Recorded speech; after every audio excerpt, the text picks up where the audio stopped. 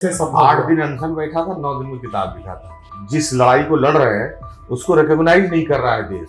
तो आप अपने अंदर से पूछो कि क्या आप बतौर लेखक लिखना चाहते हो या अपने शौक को किताबों की शक्ल में देखना चाहते हैं। मतलब कोई फिल्म बन रही हो, उसमें एक यूपीएससी का तेज पत्ता डाल देते हैं लोग कि अगर यूपीएससी रहेगा तो थोड़ा सा चल जाएगा। मुखर्जी नगर जो कह रहा है कि आईएएस बनाने की फैक्ट्री है एक समय में, उसका सच दुनिया जान नहीं रहा, उस पीड़ा को जान ही नहीं रहा है।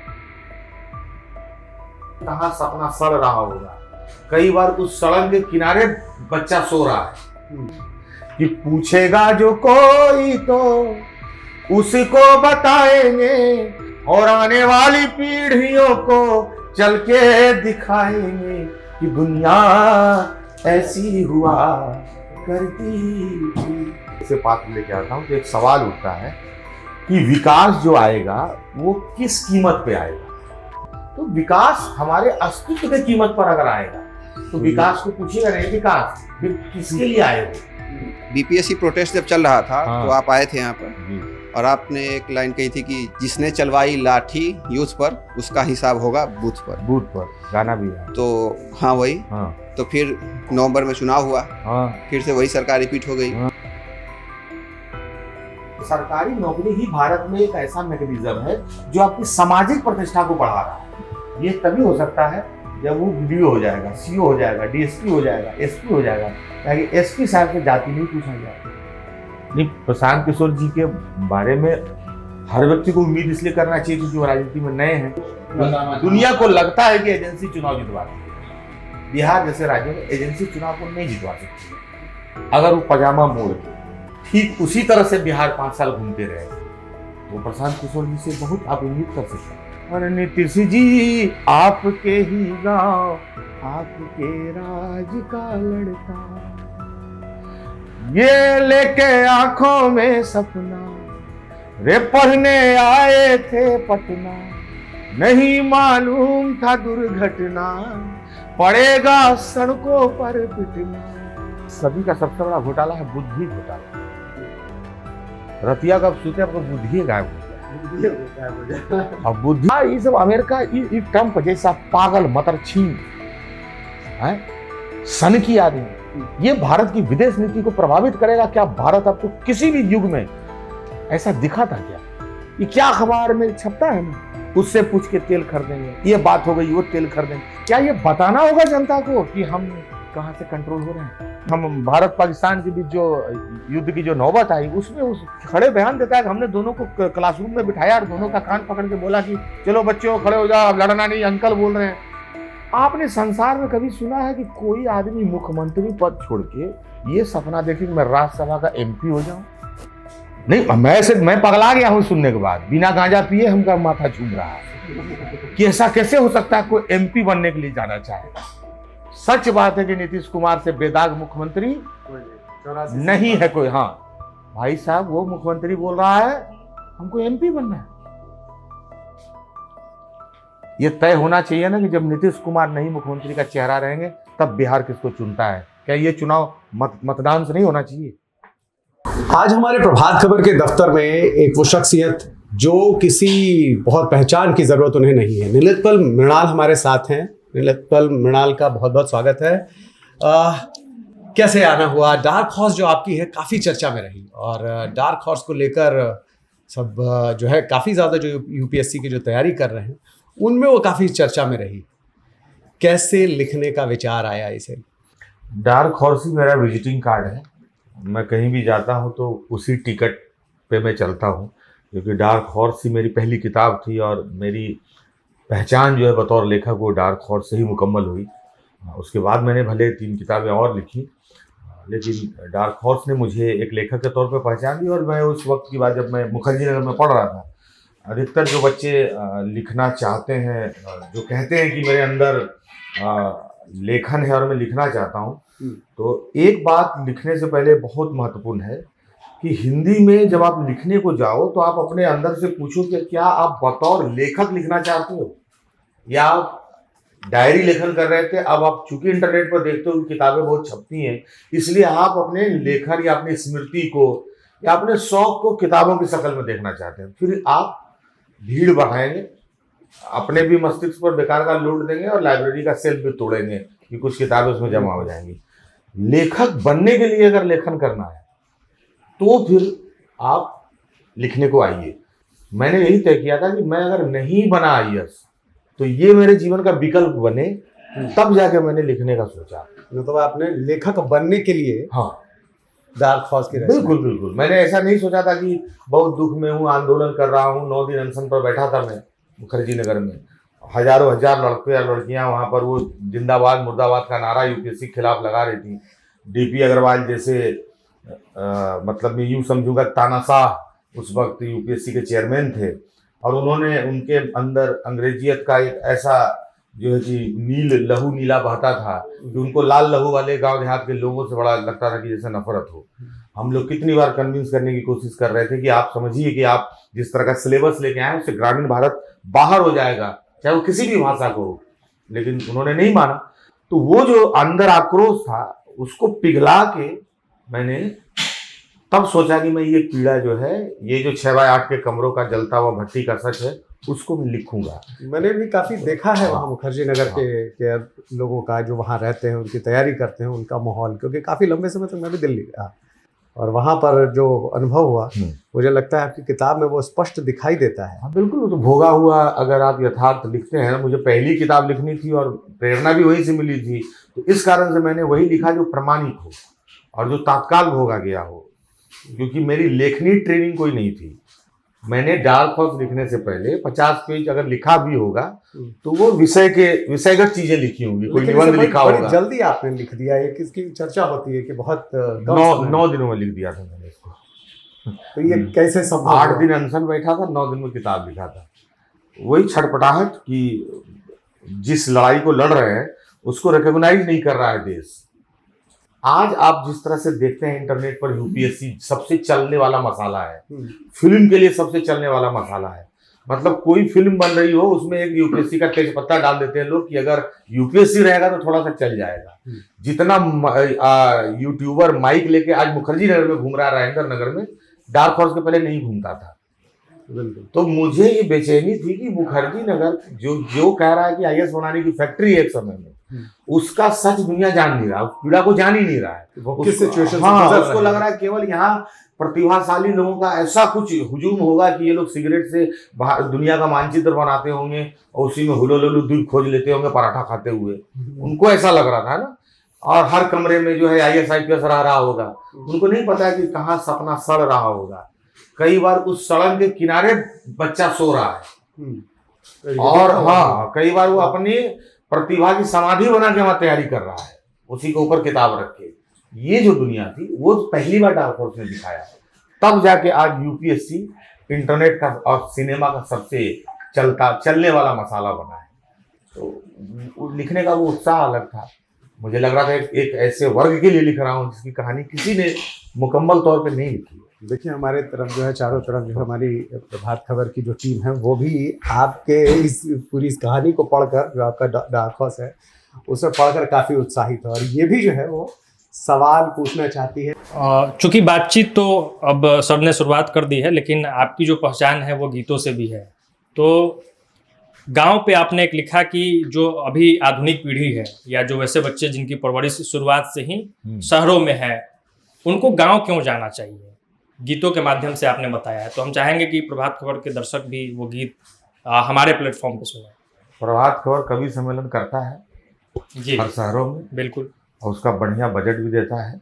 तो पहले अखबार का ये दायित्व है कि हिंदी का कवि कहीं जो है वो निराला से लेकर नीलोत्पल तक जो आर्थिक संघर्ष का जो मामला है उसको अखबार जैसे संस्थान, प्रभात खबर जैसे संस्थान उस मसले को हल करेंगे और उस मंच पर हम कविता सुनाएंगे।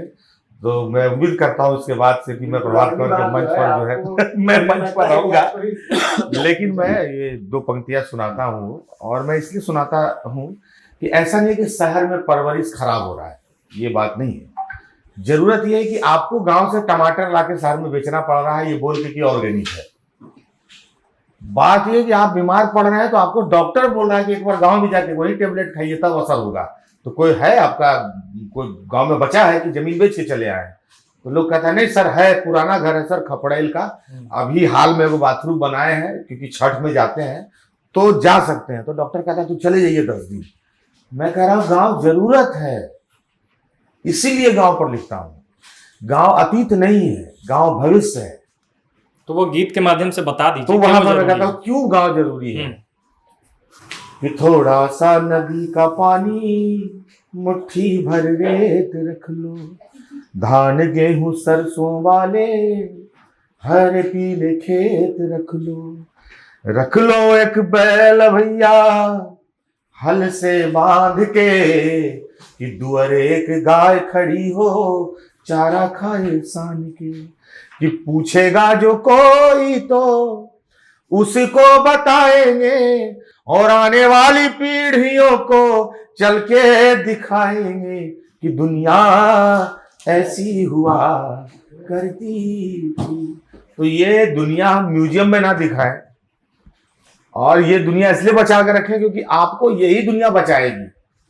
ये अब ये गांव जो है ये कोई रोमांच का विषय नहीं है, ये ऐसा विषय है जो आपको जीवन में लाना ही होगा। तो आपकी आत्मा से जुड़ा सा। हाँ बिल्कुल। रिसोर्ट बना रहे हैं लोग कहाँ, गांव में जाके, क्योंकि शहर के होटल 5 स्टार में उतने दाम में कमरा आप नहीं लेने जाइएगा। वहां आपको उस पहाड़ को दिखा के आपसे पैसा लिया जा रहा है जहां आपके पूर्वज दतवन किया करते थे। अब उसको देखने का 22,000 रुपया प्रतिदिन है। खिड़की से देखिएगा कि हिल व्यू रूम उसका 4,000 ज्यादा लेगा। तो जिस पहाड़ पर बैठ के हमारे परदादा दतवन किए हैं, पोता उस पहाड़ को देखने के लिए 22,000 का कमरा लेगा। इसके लिए आप इस परिस्थिति के लिए किसको जिम्मेदार मानते हैं? क्योंकि ये तो कहीं ना कहीं हम ही आप लोगों की रची हुई एक नहीं है वो, चूंकि देखिए पॉलिटिकली भी काफी ज्यादा साउंड रहे। और ये जब मैं आदिवासी संस्कृति का अध्ययन करने जाता हूँ, जब उपन्यास में वैसे पात्र लेके आता हूँ, तो एक सवाल उठता है कि विकास जो आएगा वो किस कीमत पे आएगा। जैसे मैं अगर अभी बोल दूं कि गांव में 4 लेन आया और 4 लेन ने एक गांव उजाड़ दिया, तो सामने वाला तर्क दे सकता है तो फिर क्या रोड चौड़ा नहीं होना चाहिए? तो उससे पूछना होगा ना कि फैक्ट्री भी लगना चाहिए, रोड भी चौड़ा होना चाहिए, प्लांट भी लगना चाहिए, लेकिन किस कीमत पर लगना चाहिए तय करिएगा ना, और किस हद तक। मैं कहता हूं हद भी तोड़ दीजिएगा, लेकिन कीमत तो बताइएगा ना कि किस कीमत पर लगेगा। तो विकास हमारे अस्तित्व के कीमत पर अगर आएगा तो विकास को पूछिएगा नहीं विकास फिर किसके लिए आए हो, जिसके लिए आए हो वही खत्म हो जा रहा है। तो ये जब आप देखने को जाएंगे गांव में, तब मुझे लगता है कि हमारी ये कितनी बड़ी जरूरत है और हमारे विकास को भी एक दिशा की जरूरत है। अंधा विकास जिंदा समाज को खत्म कर देगा। बिहार के लिए भी ये इस वक्त जो है वो बड़ा सवाल है ये विकास की, आखिर ये विकास किस तरफ। अगर आप बिहार को देखें तो आपका इस पर क्या नजरिया है? अब जैसे मान लीजिए कि हमारी जो सड़कें हैं चौड़ी हो रही हैं, पेड़ कट रहे हैं, हाँ गांव खत्म हो रहे हैं। गांव खत्म हो रहे हैं, गांव खत्म हो रहे हैं। उसका दो कारण है। सामाजिक रूप से गांव इसलिए खत्म हो गया क्योंकि विस्थापन हुआ, पलायन हुआ, तो समाज उजड़ गया। और पैसा आया तो लोग एक दूसरे से अलग हो गए। सुविधा भोगने के लिए आपके पास समय है, ऑफिस जाइएगा, फिर घर में सुविधा है, टीवी है, मोबाइल है, उसको भोगिएगा। तो समाज में गप करने का टाइम कब है आपके पास? नहीं है। तो समाज उजड़ा पलायन के कारण, आर्थिक स्थिति बदली, उससे भी समाज में गिरा, पुल टूट गया, एक दूसरे से जुड़ाव खत्म हो गया। और दूसरा एक कारण था कि जो नई चीजें आई, चाहे वो कंपनियां आए, चाहे वो सड़कें आए, उसने गांव का भूगोल चेंज कर दिया। खड़ा हो जाओ, ठीक है। 2 तरीके से गांव खत्म हुआ। तो अगर हम पेड़ काटते हैं, और कितना बढ़िया लॉजिक देता है विकास हम लोग को कि पेड़ तो लगा भी रहे हैं उतना। अरे एक आम का पेड़ बनने में जो छांव देगा उसको 30 साल लगेगा। तुम जिस तरह का पीपल और बरगद काट रहा है लाखों लाख की संख्या में, इसको लॉजिक से थोड़ी आप पेड़ उगा लीजिएगा।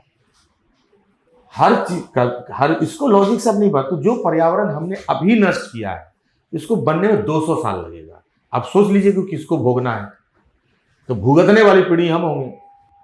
अब फिर जलपलावन होगा, धरती फिर से निकल के आएगी, तो अलग बात है कि नई पीढ़ी को फिर जीवन मिलेगा। लेकिन फिलहाल तो इसका कीमत हम लोग चुकाएंगे। जो आपने लिखा हो इस पर मैंने झारखंड में, अभी मैं एक जगह था, तो मैंने झारखंड में देवघर, मेरा जो एयरपोर्ट है जहाँ उतरता हूँ, उस या जसीडीह रेलवे स्टेशन, वहां से मैं जब संथाल परगना के दुमका शहर तक जाता हूँ तो उस बीच का पूरा गांव उजड़ गया है, उसका पूरा भूगोल चेंज हो गया है। मतलब मैं मानसिक रूप से इतना व्यग्र और उग्र भी हो जाता हूँ दृश्य देख के कि मैं आपको बता नहीं सकता हूँ। पहचान पाते हैं? नहीं पहचान में आ रहा, मैं वही कह रहा हूँ। वो पलाश का जंगल गायब है। और आपको मैं ये रोमांच के लिए नहीं बता रहा हूँ, मैं सच बता रहा हूँ। पीड़ा है, वो बहुत जरूरी चीज है। वहां मैंने लिखा था वो एक छोटा सा, नदी नाला जंगल और झाड़ रो रहा है, मेरे गांव का टूटता पहाड़ रो रहा है। अरे खोद खोद बेच दिया नदियों से रेत रे, दोगे कहाँ कैसे जब मांगे पानी खेत रे। कि महुआ पीपल और पलाश रो रहा है, मेरे गांव का टूटता पहाड़ रो रहा है। कि बनते सड़क पे देखा कटते पलाश को, लगा जैसे देख रहे जंगल की लाश को। कि पुरखों का रोपा गेहूं धान रो रहा है, मेरे गांव का टूटता पहाड़ रो रहा है। तो हम कल स्ट्रॉबेरी तो उगा भी लेंगे, पहाड़ कैसे उगाएंगे ये भी सोचना होगा। और हम ऐसे राज्य में रह रहे हैं जहां हम अपने आंखों के आगे हमने मात्र 5 से 7 साल में नदियों को झाड़ में बदलते देखा है। मैं आज से 10 साल पहले बालू उठाव के खिलाफ आंदोलन में था, तो आपको पता है कि जब भी आप हसुआ और गड़ासा लेके नदी में कहिएगा कि बालू नहीं उठने देंगे, तो आपका पहचान लोग किसी खास विचारधारा से फिर स्टिकर साट देंगे। जैसे आपका विचारधारा का स्टिकर साटेंगे, पार्टी का स्टिकर साटेंगे, आंदोलन को कमजोर कर देंगे। मैं गड़ासा लेके नदी किनारे जब सोशल मीडिया पर केला देते हुए सेवा करने का फोटो चिपकाने का चलन नहीं था, तब हम शमशान में सो के कहते थे कि बालू नहीं उठने देंगे। और हम वहाँ किसानों को बोले थे 5 साल के बाद जो खीरा ककड़ी करेली रोप रहे हो और जो जाड़ा में अलुआ बेचते हो, आलू बेच के जो बेटा हीरो होंडा खरीद रहा है तुम्हारा, ये नदी का पानी खत्म हो जाएगा और किसानी खत्म हो जाएगी। अभी 5 साल के बाद मैं अभी भी आ रहा हूं 10 दिन पहले उन्हीं नदियों के किनारे से, उसी मेड़ पर बैठ के देखता है आलू के खेत को किसान। अब बकरी पानी बिना टहुआ रहा है। अब नदी में बोरिंग करके किसी तरह से पंपिंग सेट लगा के एक गो अलुआ में पानी दे रहा है। 4-4 बोरा अलुआ होगा, साइकिल खरीदने में पैसा नहीं होगा, जिससे मोटरसाइकिल खरीदा था, जिनका बेटा लोग लहरिया कट मारता था आलू बेच के। समृद्ध किसान आज 4 बोरा। अब ये बात किसको करना चाहिए था? इस देश के जनप्रतिनिधि को और इस देश में सरकार प्रशासन को। यहाँ लेखक कर रहा है, आप जाके हिंदी के लेखक से पूछिए, कहेगा गांव लिखते हैं। गांव जाओ, जैसे वहां जाके लिखना होगा, क्योंकि आंसू कहां से लाओगे किताबिया में? वो संघर्ष का कहानी ला दोगे। मेढ़वा पर बैठा हुआ किसान और बकरिया जो चटुआ के जो गिरी है रेत पर, वो दृश्य कहां से लाओगे? इसलिए जाना होगा। तो मेरा लेखन उसी दुनिया से आता है। वो बिल्कुल बहुत सहज ही जो है, शब्दों का भी जो प्रयोग है उसका बड़ा भेषज है। जैसे टेटुआ के गिरना, चाहे टेटुआ के गिरना बहुत कम लोग यहाँ समझते होंगे, तो मतलब टेटुआ के गिरने का मतलब बता दे। मतलब वो प्यास मतलब वही है कि एक है मूर्छित हो जाना। मूर्छा में क्या है कि अचानक आपको मूर्छा आती है, लेकिन जब हम कहते हैं टेटुआ के गिरा, यानी उसने प्रयास किया कि हम न गिरे, उसमें विडंबना ज्यादा है। यानी आप जूझे अपनी परिस्थिति, अपने हाँ प्यास से पानी मिल जाएगा, थोड़ा मिल जाएगा, एकदम नहीं मिला, तब आप जब तरासी मारा, आपको कहते हैं भूखे जब रहिए तो खरासी मारता है, प्यासे रहिए तो तरासी मारता है। तो जो तरासी मार के जो गिरता है, तब कहेंगे टेटुआ बेचारा गिर गया। तो अब इन शब्दों का बनावट के पीछे भी अलग अलग दर्द है। ये व्याकरण ऐसे नहीं बना है देशज का, इसमें भी है इंटेंस अलग अलग है, सघनता अलग अलग है, संघर्ष का, दुखों का, पीड़ा का। अलग अलग तरीके से घनीभूत होता है। मैं आपकी जगह पर भी दीघा का क्षेत्र, हाँ। कभी कभी ये आम के बागान का क्षेत्र, हाँ हाँ लेकिन अब यहाँ आपको आम नहीं दिखेंगे। हाँ। ये भी यहाँ भी जो लोग हैं वो टेटुआ के ही गिर रहे हैं। गिरे, यहाँ गिरे, की जो बकरियां हैं वो भी उनका भी हाल है। जर्दालू आम बिहार का ग्लोबल इंडेक्स पा लेगा, जीआई टैग पा लिया, जर्दालू खत्म हो जाएगा। जर्दालू हो जाएगा फिर दरियाई भालू मिलेगा नहीं, डायनासोर हो जाएगा आम। कभी सोचा था? एक आध दो जिला में खास बगीचे में जर्दालू मिल रहा है। हम सब और भागलपुर से ले गए हम जर्दालू का 3 पेड़, तीनों निकल गया कलमी। जर्दालू नहीं था जब फल हुआ था। तो ये है, दुनिया इस तरह से बदल रही है, लेकिन इसमें अगर रुचि आपकी रहेगी नई पीढ़ी की तो हम बहुत कुछ बचा सकते हैं। मैं सिर्फ इसकी बात नहीं करता हूँ सब खत्म हो रहा है, मैं इसलिए लिखता हूँ कि हम बचा सकते हैं, हम वापस ला भी सकते हैं। बात है कि हम बचा सकते हैं। बचा देखिए हमारे साथ और भी हमारे सहयोगी हैं और लोग हैं, जरा इनसे भी से बात करें। गांव पे ज़्यादा रिसर्च करते हैं, ज़्यादा लिखते हैं, तो आपको क्या लगता है जो वहाँ के युवा पीढ़ी के लोग हैं वो किस चीज़ से ज़्यादा संघर्ष कर रहे हैं? अलग अलग संघर्षों का उनका अलग अलग मोर्चा है। आर्थिक मोर्चा भी है, अगर किसी को डॉक्टर इंजीनियर बनना है तो भाई किसान का बेटा मेडिकल के लिए फीस कहाँ से लाएगा, वो मोर्चा है। कोई सामाजिक रूप से पिछड़ा हुआ है, जातीय रूप से, जो भारत की बहुत कड़वी सच्चाई है, तो वो किस तरह से समाज में अपने को बैठने उठने लायक बनाएगा, उसका अलग संघर्ष है। और कुल मिला के हम सभी संघर्षों का एक ही दवा जानते हैं कि बाबू रे किताब खरीद लो, बाबू रे पढ़ लो, एनसीईआरटी पढ़ो, ओल्ड पढ़ो, न्यू पढ़ो, एग्जाम दो, सरकारी नौकरी करो। मैं आजकल के बहुत नए युवाओं को सोशल मीडिया पर गुस्सा में देखता हूं अगर मैं ये बोलूं कि सरकारी नौकरी आपको ढूंढना चाहिए। आक्रोशित हो जाते हैं लोग। एक से एक बुद्धिजीवी आएगा, कहेगा कि सरकार कहां से इतनी नौकरी देगी, क्या सबको सरकारी नौकरी चाहिए। इन भोले भाले सोशल मीडिया पर बैठे बुद्धिजीवियों को कौन बताएगा कि देश में कितनी रिक्तियां हैं, यानी कितने पद खाली रह जा रहे हैं। अब इन भोले बबुआ लाल लाल ढबुआ हैं लोग, इनका जन्म सोशल मीडिया पे हुआ, लॉजिक भी सोशल मीडिया पर सीखे और बम भी सोशल मीडिया में गिराना है। इनको हम कैसे बताएंगे कि एक 75 पद खाली है, वहां 20 का बहाली है ना, बाकी पद खाली है, वो तो भर दो। दूसरा बात है, सरकारी नौकरी ही भारत में एक ऐसा मैकेनिज्म है जो आपकी सामाजिक प्रतिष्ठा को बढ़ा रहा है। बाकी चीजों में आपको बहुत संघर्ष करना पड़ेगा। नौकरी में सामाजिक प्रतिष्ठा बनाने में आपको संघर्ष नहीं करना है। तो आप जरा सोचिए, हम तो पैदा हो गए पंडित, हमको तो दुख समझ में आया नहीं समाज में जातिगत, लेकिन जो जातीय रूप से पिछड़ा है उसको नौकरी के अलावा सामाजिक प्रतिष्ठा भी चाहिए ना। तो उसको हम कैसे बोलेंगे कि अगर तुम एक बढ़िया कॉस्मेटिक का दुकान पटना में खोल लेगा तो तुम प्रतिदिन कमाएगा 8,000, तो तुम्हारा हो गया 8 या 24 2.5 लाख रुपया तुम्हारा महीना हो गया, तुम क्या चाहता है रे बबलू? और बबलू को हम कैसे बबलू का दर्द समझेंगे? हम ये भी चाहते हैं ठाकुर साहब के साथ चाय पिएंगे। अभी चाहता है तो गलत नहीं चाहता है, ये तभी हो सकता है जब वो वीडियो हो जाएगा, सीओ हो जाएगा, डीएसपी हो जाएगा, एसपी हो जाएगा, ताकि एसपी साहब से जाति नहीं पूछा जाएगा।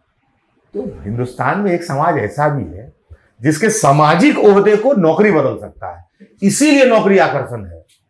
लेकिन पॉपुलर धारा में लॉजिक क्या करेगा हर आदमी नौकरी? आपको अंबानी बनो, नौकरी देने वाला बनो। अरे ये है कि नौकरी, सरकारी नौकरी से ज्यादा प्रेम है, जमीन इसीलिए प्रतिष्ठा नहीं, सामाजिक प्रतिष्ठा। हमारा समाज किसी उद्योग करने वाले को कुर्सी नहीं देगा, तुरंत आपको कहेगा अरे बाबू रुपया कमा लिया है तो तुम उसी का लड़का रे। ये तब बदलेगा जब सामने कलेक्टर साहब बैठा होगा, तब जानते हैं क्या कहिएगा, तुम्हारे बाबूजी इतना सीधा आदमी बेचारा है, दुआरी पर आता था हमसे मित्रवत हम हमेशा रहे। ये बात लगभग औघड़ में आपकी है, ये जो बात यही बात है। कलेक्टर के बाप का इतिहास दूसरा होता है, यथार्थ भले कुछ हो, है ना। हर कलेक्टर बने बेटे के बाप का इतिहास बदलता है, वर्तमान ही जिम्मेदारी लेता है, इसका हिस्ट्री बदलो रे, इसका बेटा कुछ बन गया। प्रशांत किशोर के बारे में आपकी क्या राय है? थोड़ा पॉलिटिकल लग बढ़ रहा है। नहीं, प्रशांत किशोर जी के बारे में हर व्यक्ति को उम्मीद इसलिए करना चाहिए क्योंकि वो राजनीति में नए हैं। जब चुनाव था तब मेरी राय ये थी कि उनको एक भी सीट नहीं आएगा, क्योंकि वो अभी आए हैं और हवाई तूफानी तरीके से अभी राजनीति में है, जमीन ढूंढ रहे हैं, तो उनको चुनाव में उतरने की अधीरता से ज्यादा किसी सामाजिक राजनीतिक आंदोलन की तैयारी और उसको करने की तरफ दिशा देना चाहिए था, सामाजिक आंदोलन खास करके। तो उन्होंने नहीं किया, उन्होंने सीधा उतरे क्योंकि उनके पास एक मैकेनिज्म था, एजेंसी थी। तो दुनिया को लगता है कि एजेंसी चुनाव जितवाती है। बिहार जैसे राज्यों में एजेंसी चुनाव को नहीं जितवा सकती है, तो वो भविष्यवाणी सही हुई, उनको एक भी सीट नहीं आया। अब प्रशांत किशोर जी की पहचान दूसरी होगी, या उनके बारे में राय बनाने में अब इन 5 सालों में प्रशांत किशोर जी कहाँ रहेंगे। अगर वो पजामा मोड़ के ठीक उसी तरह से बिहार 5 साल घूमते रहे, जैसा वो चुनाव में पानी माथा पर डाल के घूमते थे कि बिहार में सबसे ज्यादा पसीना मेरी पार्टी में है और उसमें भी मेरे माथे में है, ये दृश्य उनका मेहनत का अगर इन 5 सालों में दिखेगा तो प्रशांत किशोर जी से बहुत आप उम्मीद कर सकते हैं। अगर ये जो आपकी डार्क हॉर्स और दूसरी अवधड़, अगर ये कहानियां पढ़ी होती बिहार के लोगों ने, आज किताबें पढ़ी, तो अभी जो बिहार में चुनाव हुआ उसका नतीजा क्या होगा? नहीं, बिहार के चुनाव के नतीजों को एक किताब कैसे बदलेगा? नहीं, असर डालती है वो, कोई भी किताब पाठकों पर असर डालती है। लेकिन मैं किसी भी समय की किसी किताब को राजनीतिक परिणाम बदलने वाला इसलिए नहीं बता सकता क्योंकि हमारे समाज में पढ़ने की प्रवृत्ति अभी कम है। रामचरितमानस ने समाज को कितना बदला, पहले इसका सर्वे होना चाहिए, उसके बाद में आएंगे भारत के लेखक लोग हिंदी के। तो पहले मानस ने कितना बदला, क्या रामचरितमानस ने चारों भाई का झगड़ा खत्म करवाया? क्या कोई पादुका लेके बैठा, बढ़ के भैया आएंगे तो वही घर के मालिक हैं, हम डिसीजन अभी नहीं लेंगे? तो जब मानस की कहानी में अभी समाज का अब तो नहीं बदला है, तो आप समझ लीजिए कि किताबों से बदलाव लाने का जो श्रम है कितना मेहनती है। चर्चा बहुत होती है कि समाज बदल रहा है, बीजेपी कहती है, तमाम पार्टियां कहती हैं, नीतीश भी कहते हैं कि समाज बदल रहा है, बिहार का समाज बदल रहा है। आपको लगता है बिहार का समाज बदला है कुछ 8-10? किस तौर पे पूरी लोग बदलने को? सामाजिक तौर पर काफी विकास हुआ नहीं, नए बच्चे जो हैं वो अपनी बुद्धि विवेक और अपनी आधुनिक सोच से जो रूढ़िवादिता है उसकी गिरह को ढीला कर रहे हैं, यही हो रहा है बदलाव। हाँ, लेकिन जड़ में अभी भी जो है वो गांठ बंधी हुई। जैसा कि आपने कहा कि वो अधिकारी अगर हो जाएंगे तब, हाँ तब तो बदल जाति जो है, हाँ तो इसी से टूटेगा।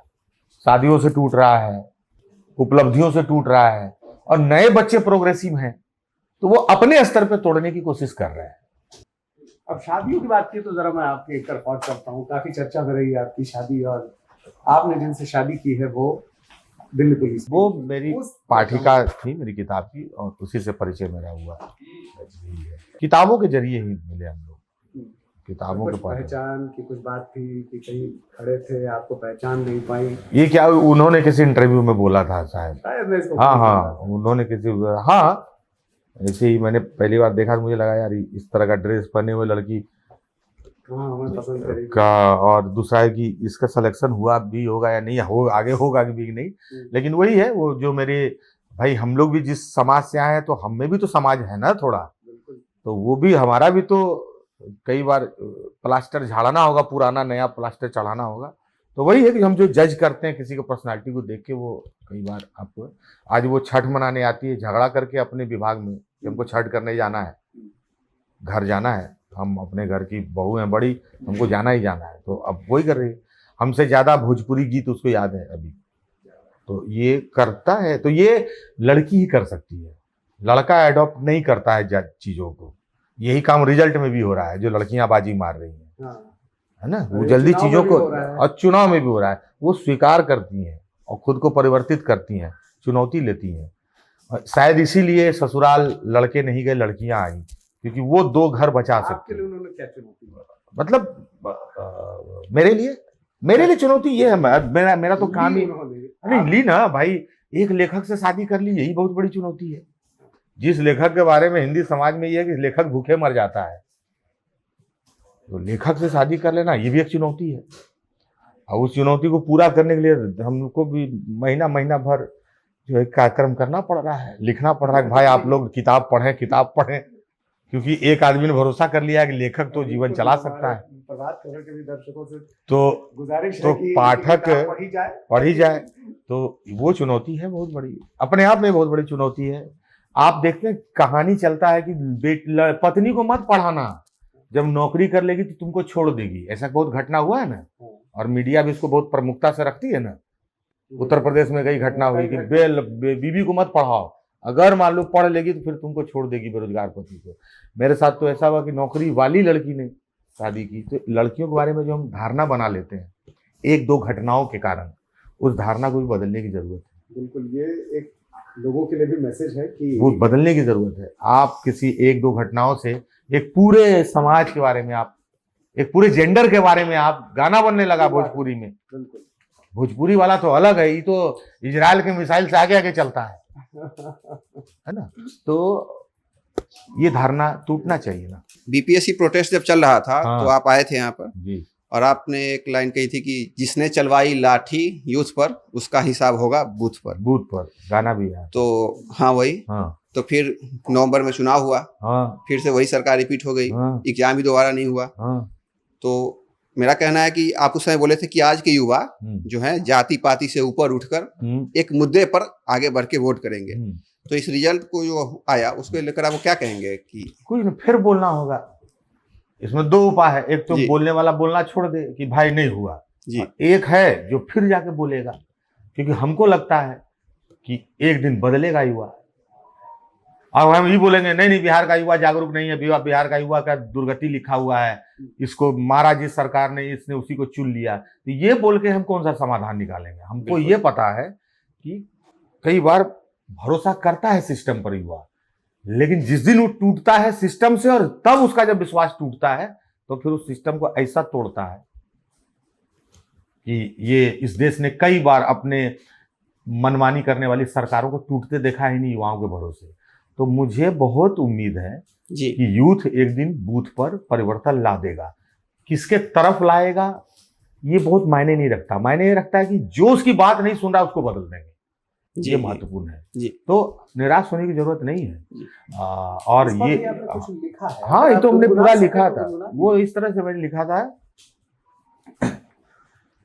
कि कोई आरा बलिया बाका, कोई रोहतास का लड़का, जहां गंगा जी बहती है उसी के पास का लड़का, टपकते छत बदलने हैं इसी के आस का लड़का, बाबूजी के माथे कर्जा उसी के ब्याज का लड़का, और नीतीश जी आपके ही गांव आपके राज का लड़का, ये लेके आंखों में सपना रे पढ़ने आए थे पटना, नहीं मालूम था दुर्घटना पड़ेगा सड़कों पर पिटना, की ठिठुरती रात में डाला जाएगा रे पानी का झरना। और यही से था कि इसी पानी में लगेगी आग और आग से होगी सत्ता खाक। तो वो था कि आपको जहां हुकूमत कितनी लाठी चला ले, ये हौसला झुक ना पाएगा। जयप्रकाश की विरासत जयप्रकाश की है, हमें कोई तोड़ ना पाएगा। तो लेकिन वो उसके है बाद जो रिजल्ट आया उससे आप क्या? नहीं, देखिए रिजल्ट मैं यही कह रहा हूं कि कई बार मानसिक तौर पे मैंने अभी विश्वगुरु में लिखा है कि इस सदी का सबसे बड़ा घोटाला वो सब कफन घोटाला, अलकतरा घोटाला, चारा घोटाला, हाई घोटाला, हाउ घोटाला नहीं है। इस सदी का सबसे बड़ा घोटाला है बुद्धि घोटाला। रतिया कब सोते आपका बुद्धि गायब हो गया है। बुद्धि गायब हो जाए। और बुद्धि घोटाला करने में तंत्र का बहुत बड़ा हाथ है, सूचना तंत्र का। मैं बहुत सभ्य शब्दों में बहुत बचा के बोल रहा हूँ। सूचना तंत्र किसके हाथ में है और सूचना के क्या क्या माध्यम है सब आप लोग जानते हैं। मैं जहाँ बैठा हूँ तो भाई सूचना के ही केंद्र में बैठा हूँ। तो सूचना तंत्र ने बुद्धि घोटाला को संपन्न कराने में बहुत मदद किया। तो अब जिम्मेदारी है इसी सूचना तंत्र की कि वापस बुद्धि ला के दे लो। ये घपला हो गया है, बुद्धि गायब हो गई। आएगी कैसे बुद्धि? यही सूचना तंत्र पर ये जिम्मेदारी है। कलम को जागरूक होना होगा। हम भी सूचना तंत्र का हिस्सा है, हम किताब लिख रहे हैं, आप मीडिया हैं, आप अखबार लिख रहे हैं, जो टीवी पर बैठा है सूचना तंत्र का हिस्सा है। इन सभी सूचना तंत्र के लोगों को वापस बुद्धि लाके जनता को देना होगा। जो ये लोग हेरवा दिया है, इधर उधर झाड़ी छुपवा दिया है, आदमी सुबह खैनी लगाता है, सोच ही नहीं पा रहा है। आपको पता दुनिया में कोई ऐसा नागरिक होगा जो कहता होगा कि हम पर टैक्स लगने वाला है, सुबह रात को पटाखा छोड़ो। इस देश ने ऐसा किया है ना। ये सब अमेरिका, ये ट्रंप जैसा पागल मतरछीन है, सन की आदमी, ये भारत की विदेश नीति को प्रभावित करेगा क्या? भारत आपको किसी भी युग में ऐसा दिखा था क्या? ये क्या अखबार में छपता है ना, उससे पूछ के तेल खरीदेंगे, ये बात हो गई, वो तेल खरीदेंगे। आप महंगा हो गया, चांदी हो गया कि कंट्रोल, क्या ये बताना होगा जनता को कि हम कहां से कंट्रोल हो रहे हैं? ये क्या राजनीतिक बयान है? अरे ये बुद्धि का बयान है भाई, एक सामान्य नागरिक का बयान है कि हम पर कौन एक पागल सन की वो जो है वो मतलब छिन्हा कुछ भी बोलता है। वो हम भारत पाकिस्तान के बीच जो युद्ध की जो नौबत आई उसमें उस खड़े बयान देता है कि हमने दोनों को क्लासरूम में बिठाया और दोनों का कान पकड़ के बोला कि चलो बच्चों खड़े हो जाओ, अब लड़ना नहीं, अंकल बोल रहे हैं। मानता है हमारा सरकार? ये क्या, ये राजनीतिक बयान है? ये विपक्ष का बयान है कि ये आदमी का बयान है, नागरिक का बयान होना चाहिए। लेकिन अभी आप इसमें दिखेगा, इसमें नीचे लिखना शुरू कर देगा, देखो फलना पार्टी, देखो फलना पार्टी। आपने संसार में कभी सुना है कि कोई आदमी मुख्यमंत्री पद छोड़ के ये सपना देखे कि मैं राज्यसभा का एमपी हो जाऊं? नीतीश जी के साथ ये घटना बिहार में हो रही है, आप इसको सामान्य घटना मान रहे हैं। जिस राज्य में वैशाली का गणतंत्र था, जो इस दुनिया का आदि लोकतंत्र है, इतिहास बोलेगा कि ऐसा दुर्लभ घटना गणतंत्र और लोकतंत्र के क्षरण का, चलिए मैं हरण नहीं बोलता हूं इतना कठोर शब्द, लेकिन उसके क्षरण का बिहार साक्षी बना। ये आप इतिहास में पढ़िएगा 20 साल के बाद। ऐसा कैसे हो सकता है? क्यों नहीं जानना चाहता है जनता, मीडिया? नहीं, लोगों के मन में सवाल है, आप इसको कैसे देखें? नहीं, मैं पगला गया हूं सुनने के बाद। बिना गांजा पिए हमका माथा झूम रहा है कि ऐसा कैसे हो सकता है कोई एमपी बनने के लिए जाना चाहेगा और भावुक होकर बोलेगा कि मेरा सपना था एमपी बनना। असाइन करेगा। मैं बिना गांजा पिए बौरा गया हूं, मेरा दिमाग खराब है, मैं कहता हूं हमको चप्पल सूंघा, हमको मिर्गी ना आ जाए। ऐसा कैसे हो सकता है? अगर देश के जनता इसको नॉर्मल बिहेवियर मान रहा है तो हमको डर लग रहा है। यहाँ जो आदमी यहाँ बैठा है उसको देख के, भाई ये सामान्य बात नहीं, छुट्टी काटना चाहिए एक दूसरे को। अगर इस घटना को देखने के बाद भी आप सामान्य हैं, महाराज ऐसा कैसे हो सकता है? तो यही मैं कह रहा हूं, बुद्धि घोटाला हुआ है, इसको लाइए वापस। नीतीश जी का बुद्धि घोटाला नहीं, उनका नहीं, मैं इस देश की मती पर बात कर रहा हूं। वो तो उसी का हिस्सा है बेचारे। नीतीश जी आप ऐसा मुख्यमंत्री, देश का एकमात्र मुख्यमंत्री मेरे नजर में जिसके खिलाफ कोई वित्तीय घोटाला का आरोप नहीं है।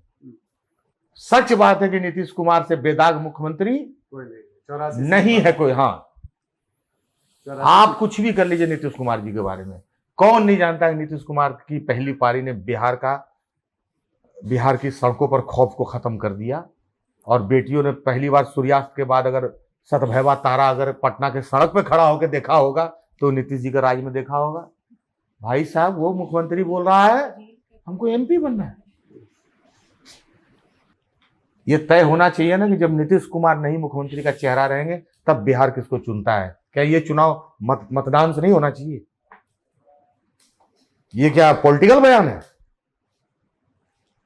अरे एक सामान्य आदमी का बयान है भाई।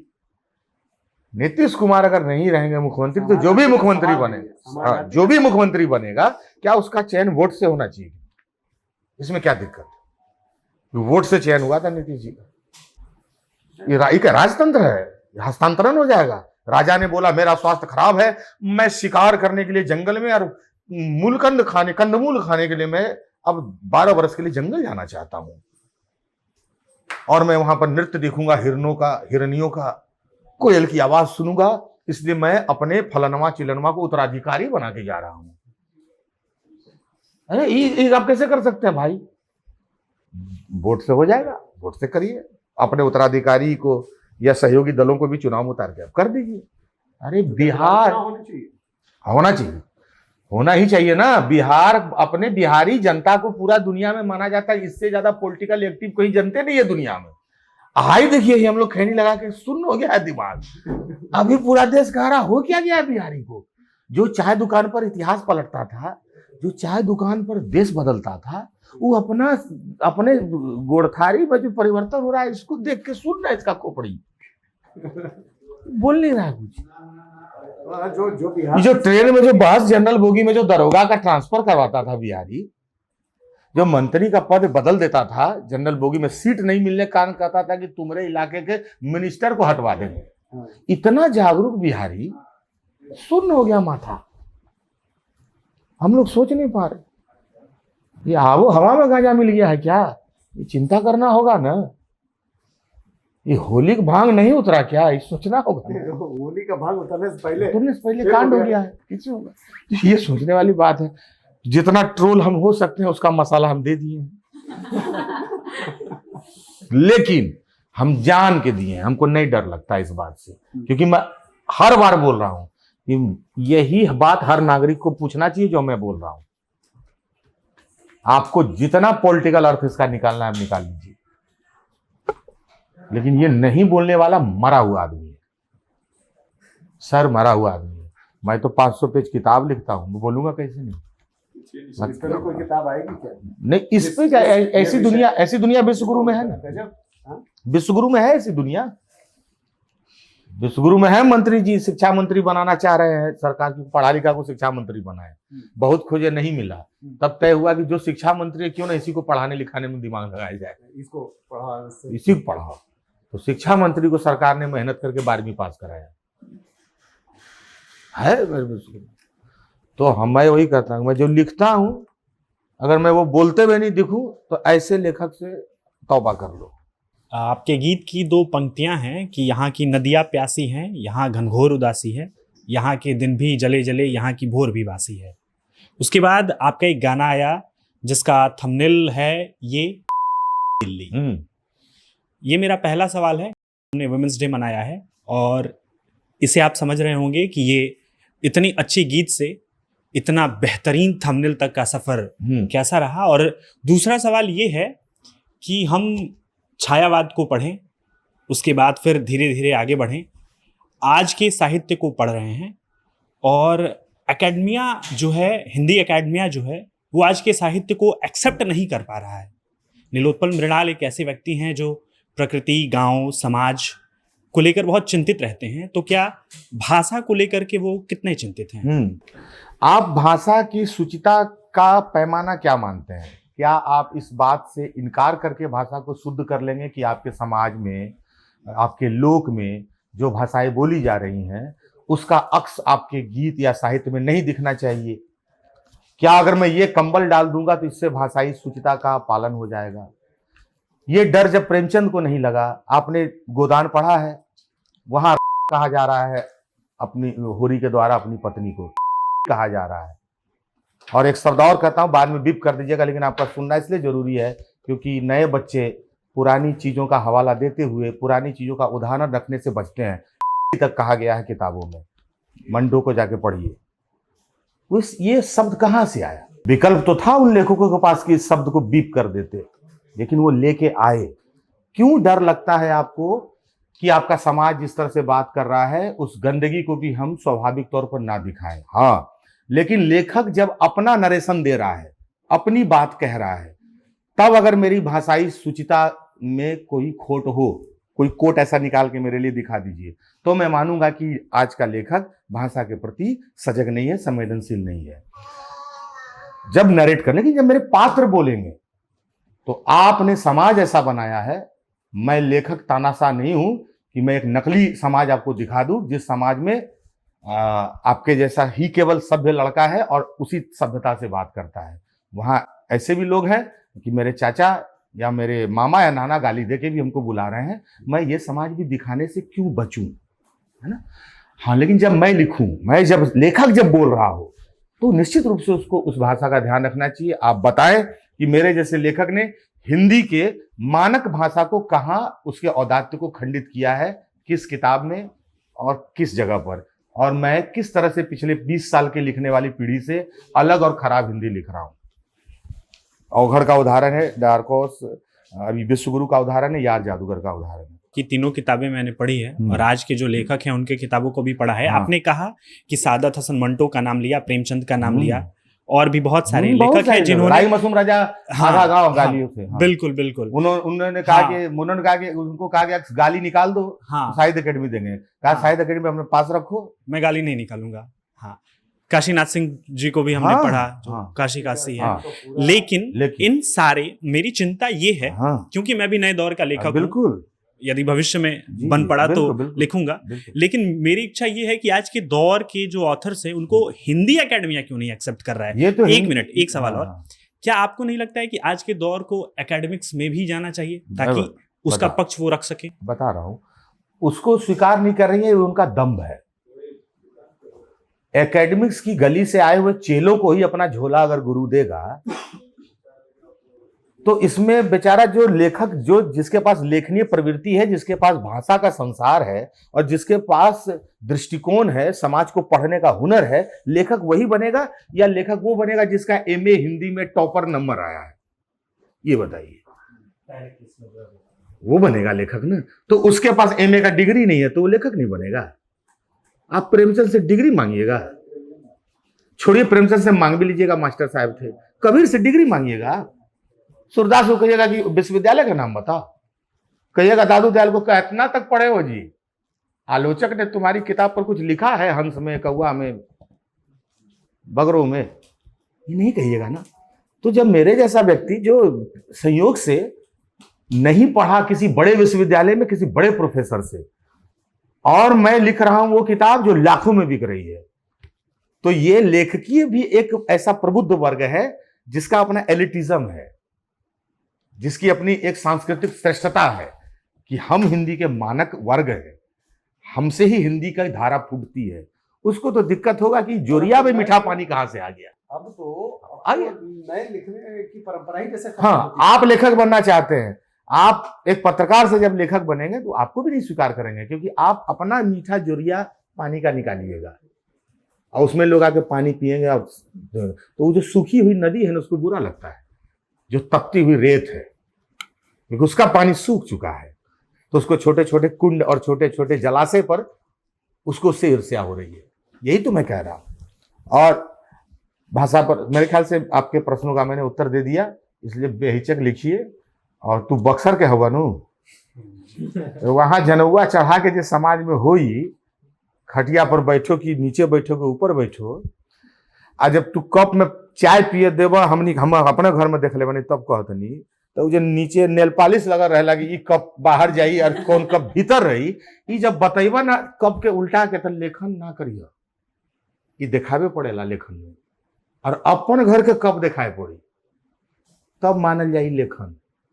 दूसरा के घर के गिलास कप छोड़ दो, ये होला। ई दिखावे पड़ी बाबू। तो हमारा जैसा लेखक के ई भाषा पकड़ के आलोचना कैलस बहुत लोग, अंत में हार गिलू। सब कहनी कि आओ हाथ मिलाओ और भाषाई शुद्धता पर बात कर लो। अरे प्रेमचंद जैसे लिख रहे थे, अभी हम लोग बोलते जाए बोलचाल की हिंदी, कहे बोलचाल की हिंदी कैसे? रेणु जो लिख रहे थे, जो प्रेमचंद हिंदी लिख रहे थे, वही हिंदी तो हम लोग लिख रहे हैं। बोलचाल की हिंदी कैसे है? अभी मैंने विश्वगुरु में बसंत का वर्णन कर दिया 2 पेज में, हाँप गए हैं लोग, कह रहे इतने कठिन हिंदी क्यों लिख दी है? हमको चाहे 2 पेज पाठ कर लो, तो हम परीक्षा लेने के लिए लिखे थे। जो लोग बहुत बौराए हुए थे शुद्ध हिंदी के लिए, उनको हमने दिखाया। अब 2 पेज के बाद आओ, फिर वही वाली हिंदी है जो प्रेमचंद भी लिख रहे हैं।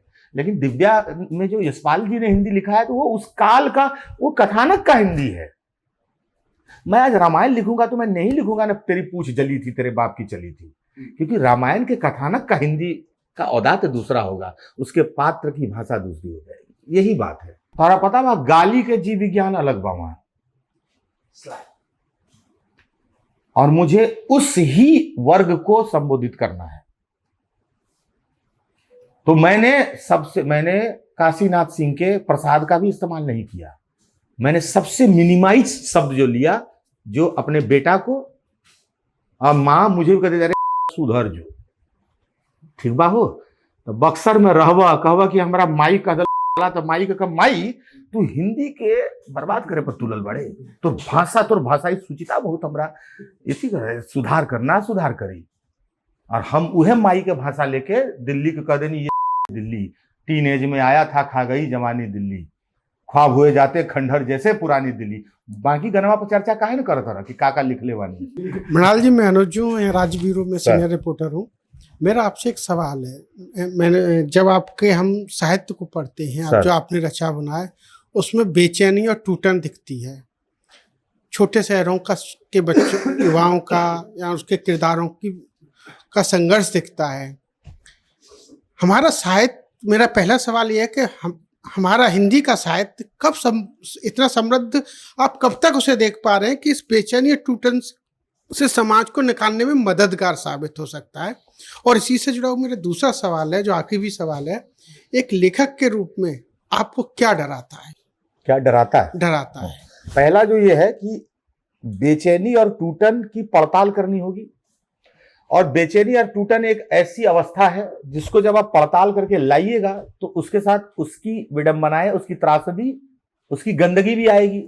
यही सवाल जो अभी मेरे छोटे भाई ने कहा, जब उसके दिमाग में एक एलिटिज्म भाषा का डाल दिया जाएगा तो उस बेचैनी, उस त्रासदी को व्यक्त करने के लिए अनुकूल शब्द ढूंढने में असफल रहेगा। आप समझ गए? क्योंकि उस पर एक बौद्धरसन झूठ मूठ का डाला गया है, उसको डराया जा रहा है। यही डर हमको भी डराया, इसी से जा रहा था। भदेश को सेलिब्रेट नहीं किया जाने दे रहा था, भदेश को उत्सव भी बनाया जा सकता है। देखिए, भाषा में दो तरह के पानी बा। एक पानी बा जो झील में बा, कंचन काया वाला पानी, सिक्का फेंक दे दिखा था। एक भादो के पानी बा, भादो का भी पानी जो पीला है। अब भादो के पानी का अपना महत्व है, आषाढ़ के पानी का, खेत उसी से हरा होगा। तो जो भाषा में भादो का पानी है उसको भी आने देना होगा खेत, साहित्य के खेत में। बरसात का साफ पानी तो गिरता ही गिरता है, लेकिन बहता हुआ भादो का पानी भी खेत के लिए आवश्यक है। तो उस बेचैनी, उस टूटन को व्यक्त करने के लिए भाषा में भादो का पानी लाना होगा नए लेखकों को, क्योंकि उनके पास ऑब्जर्वेशन है, संवेदना भी है। लेकिन एक भ्रामक नैतिक दीवार उस बच्चे के सामने खड़ी कर दी गई है जिसको तोड़ने से डरता है। कि जैसे मैं आपके साथ भी रहा, ये शुरुआत में मेरे साथ भी था, तो दुमका से दिल्ली यही सफर, हाँ, उसको मैंने तोड़ा। यही डर है कि कई बार मुझे संस्कृति में छोटा ठहरा के, खराब संस्कृति, छोटी संस्कृति या निकृष्ट संस्कृति का बोल के क्लब से बाहर कर दिया जाएगा। ये डर, और यही डर है वो जो उन्होंने कहा कि एकेडमिक आपको स्वीकार क्यों नहीं कर रहा है, क्योंकि वो सांस्कृतिक रूप से मुझे पिछड़ा समझता है। और उसका उदाहरण वो भाषिक प्रवृत्तियों को ढाल बना के दिखा देता है। प्रश्न का अच्छा उत्तर यही था। हाँ, हम जान रहे हैं हिंदी साहित्य की जो खेमेबंदी है, हाँ, उसमें आप टूट देख रहे हैं। दलालों का भी एक वर्ग है, चमचों का एक वर्ग है, सभ्य लोगों का एक वर्ग है जो कहते हैं क्यों खराब बोलूं, इससे जीव काला होता है। तो मीठा मीठा, तू हूँ मीठा, हमू मीठा, है वो मीठा, इहो मीठा, ऐसा भी वर्ग है। और एक वर्ग है जो लिखता है, डटता है, टिकता है। तो लिखना चाहिए, नहीं डर है सर। और एक बात मानिए, हम जितना सरकारों को बुरा मान रहे हैं ना, उतनी है नहीं, उतनी है नहीं। इसके कारण नहीं कि सरकार नहीं चाहती है हम इतना बुरा हों, वो चाहती है। डेमोक्रेसी उसको इतना बुरा होने नहीं देगी। हम राजशाही के युग में हाथियों से कुचले वाले दौर में भी लिखते रहे हैं, हमारे लोग लिखते रहे हैं। अब तो कम से कम आएगा FIR है, पुलिस डंडा, इधर तो कोर्ट, फिर जमानत, बहुत अब प्रोसेस बहुत अच्छा हो गया है। और आप जैसा मीडिया तंत्र भी है। आप सोचिए कि नीलोत्पल मृणाल को विश्वगुरु लिखने के लिए अगर कोई सरकार हड़काएगा तो सुबह प्रभात खबर लिखेगा ना, बिल्कुल, कि सरकार की तानाशाही नहीं चलेगी। यही सुंदर बात यही है। आखिरी सवाल, काहे डरे आदमी? नीलोत्पल मृणाल को लेखक से पाठक बनाता है? प्रेमचंद। Thank you sir. जैसे आपने पहले भी बात किया है, पलायन पे आप काफी लिखते हैं, बोलते भी है, अभी भी आपने बहुत पलायन पे लिखा। सर, आप खुद ही पलायन कर चुके हैं? नहीं, सर, कहीं रहना पलायन नहीं है। पलायन भी कई तरह से होता है। अपने स्थान को भौतिक रूप से छोड़ना और धीरे धीरे मानसिक रूप से छोड़ देना, खतरनाक पलायन ये है। भौतिक स्थिति बदलती रहती है जी, क्योंकि अगर हम ये जिद करेंगे कि प्रभात खबर का कार्यालय मेरे गांव में क्यों नहीं है, तो ये तो मेरा एक ऐसा अव्यवहारिक जिद है ना। प्रभात खबर का बिहार का कार्यालय पटना में ही हो सकता है ना, मेरे गांव में हो ही नहीं सकता है। तो हम अब यहाँ नहीं आए, अगर हम यहाँ आ रहे हैं, बाहर रह रहे हैं, घूम रहे हैं, प्रोग्राम कर रहे हैं, ये पलायन नहीं है। पलायन ये है कि मैं अपने गांव को अपने अपनी मानसिकता से निकाल दूं, अपनी मन स्थिति से निकाल दूं, और तब मैं बोलने लगूं कि गांव में रखा क्या है, वहां जाके क्या होगा। हम अपने बच्चों को नहीं ले जाते हैं। असल पलायन ये है, और हो भी यही रहा है जो धीरे धीरे लोग अभी छठ और होली तक आ रहे हैं, धीरे धीरे होली खत्म कर देते हैं। क्यों? दारू पी के मताली बहुत कर रहा है गांव में लोग। होली छोड़ दो, छठ में तनी शांति रहेला, छठ में चलो। क्या कि पिछली बार हम ले गए थे मंगरुआ को, अपना छोटका को, गुड़गांव में पला, इसको कोई भांग खिला दिया था पेड़ा में। अब बताइए 6 वर्ष का लड़का रात को आके बाप को गाली दे रहा है, डैडी मैं आपको देख लूंगा। अब मैं इसको लेके नहीं जाऊंगा। अब ये बहाना खोजा कि होली में ना जाइए घरे। पत्नी पतोह भी आप इसको ले जा रहे हैं, क्या फायदा कॉन्वेंट में पढ़ाने का। मैं 1 साल कॉन्वेंट में पढ़ाती हूँ, होली के एक भांग में ही पूरा फिर बिजली महाराज हो जाता है, ताता थैया करने लगता है घुंघरू पहन के। ये सब कहती है, ये है पलायन। तो नीलोत्पल मृणाल ये पलायन नहीं है। नीलोत्पल मृणाल की पत्नी तो विभाग में झगड़ा करके मैं बोला छठ करने जा रही है, वो चाहते तो मुझे रोक देती कि अब क्या रखा है वहां, पत्नी यहाँ है, मुझे ड्यूटी करना है, अकेले मैं यहाँ छठ में रहूंगी, तुम अकेले चल जाओ। ना ना ना ना पलायन। मैं हर महीने, मुझे बूथ मैनेजमेंट कौन किस पार्टी कर रहा है मुझे पता है। मैं महीना में 15 दिन अपने गांव जाता हूँ। कल भी जाऊंगा अनरसा लेके, और सिलाव का खाजा लूंगा और लाई मिठाई लूंगा, फिर जाऊंगा गांव। 3 दिन के बाद फिर इलाहाबाद। हाँ, आप जुड़े रहना चाहते हैं कि नहीं, क्योंकि कमाने तो आपको जाना हो। बिहार में है, झारखंड में आप? मैं बीच में खड़ा हूँ। मैं जिस पीढ़ी का हूँ वो बीच में विश्वत रेखा पर खड़ा है, क्योंकि हम तो पैदा हुए थे एकीकृत बिहार में। अटैच किस तरफ से है? बिहार से है? नहीं, मैं अटैचमेंट पॉलिटिकल भाषा है। मैं बिहार झारखंड में इसलिए अंतर नहीं कर पाऊंगा क्योंकि मेरा घर बिहार में है, पैतृक। हमको चूड़ा यहाँ का ले खाना पड़ रहा है झारखंड में। झारखंड में इसलिए रहे, जब हम जिस बिहार में थे वहां नक्सल बच्चे में उठा लेता, तो गए उधरों घर बनाए, वो बिहार ही था। तो लोगों ने कहा जहाँ नौकरी करते हैं पिताजी वहां भी एगो घर बना लो, तो बना लिए। अब हो गया बीच में भूगोल ने रेखा खींच दिया राजनीति में। अब हो गया कि उधर वाटर मिलेगा गंगा जी का, उधर क्वार्टर मिलेगा महुआ का, तो बंटवारा हो गया है ना। तो वाटर क्वार्टर चलते रह रहा है दोनों तरफ से। तो मुझे लगता है कि राजनीति के द्वारा खींची गई रेखा को जितना फीका करिएगा उतना बेहतर है, जितना धुंधला रखिएगा उतना बेहतर है। बिहारी होने का सबसे ज्यादा फायदा क्या है? हर जगह श्रोता मिल जाता है, जान जाता है बिहार का नीलोत्पल मृणाल है, 50 को तो ऐसे ही गमछा लेके आ जाता है। हमको जो फायदा मिलता है ये है। दूसरा ये है कि आपके साथ एक बहुत मजबूत सांस्कृतिक विरासत है जो एक लेखक को बहुत प्रोत्साहित करता है, गौरवान्वित करता है। आपके पास उदाहरण है, तो आप मान, हाँ, तो आप डिमोरलाइज नहीं होते हैं, बड़ा ताकत मिलता है। जब आप बिहार छोड़कर गए, झारखंड छोड़कर गए, अब क्या नीलोत्पल मृणाल ऐसा कुछ करेंगे बिहार झारखंड के लोगों के लिए, उनके बच्चों के लिए, ताकि उनको वापस दिल्ली जाकर उस गंदे कमरे में रहकर तैयारी ना करना पड़े? क्योंकि सर आप इंस्पायर बहुत करते हैं आपसे। हाँ, नहीं, हम नहीं गए हैं, यही तो हम समझाना चाह रहे हैं जी। हम कहाँ गए हैं? हम तो वहीं हैं, यही नहीं समझ पा रहा है लोग। हम छोड़ ही नहीं सकते हैं बिहार झारखंड, हम नहीं गए हैं, हम यात्रा कर रहे हैं। यात्रा करना छोड़ना नहीं है ना, वो ये करना, ये सब राजनीतिक वादा हुआ कि मैं जाके पुस्तकालय खोलूंगा, मैं अपने गांव में एक पुस्तकालय खोल दूंगा। आपको पता है इससे बिहार कैसे बदलेगा? मैं बात समझिए, इसलिए नहीं बदला क्योंकि पंचायतों में पुस्तकालय खोलने के लिए सरकार से फंड आया है। बिल्कुल, यानी जिसको मैं बहुत बड़ा विजन मान रहा हूं वो सरकार के एजेंडे में है भैया। तो महत्वपूर्ण क्या है कि जहां क्रियान्वयन क्यों नहीं हो रहा है, तो क्रियान्वयन क्यों नहीं हो रहा है इसके लिए सवाल उठाइएगा। कैसे उठाइएगा?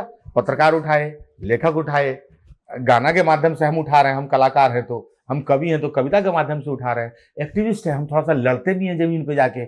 आप पत्रकार हैं, आप कलम से, न्यूज से, स्टोरी से उठा रही हैं, ये करना जरूरी है। तो सर ये नहीं कि एक काम एक गांव में कर दिए, ये जिम्मेदारी से भागना हो जाएगा। अलख जगाना बहुत जरूरी है, क्योंकि घोटाला क्या हुआ है? बुद्धि घोटाला। बुद्धि वापस लाने का मुहिम है अलख जगाना।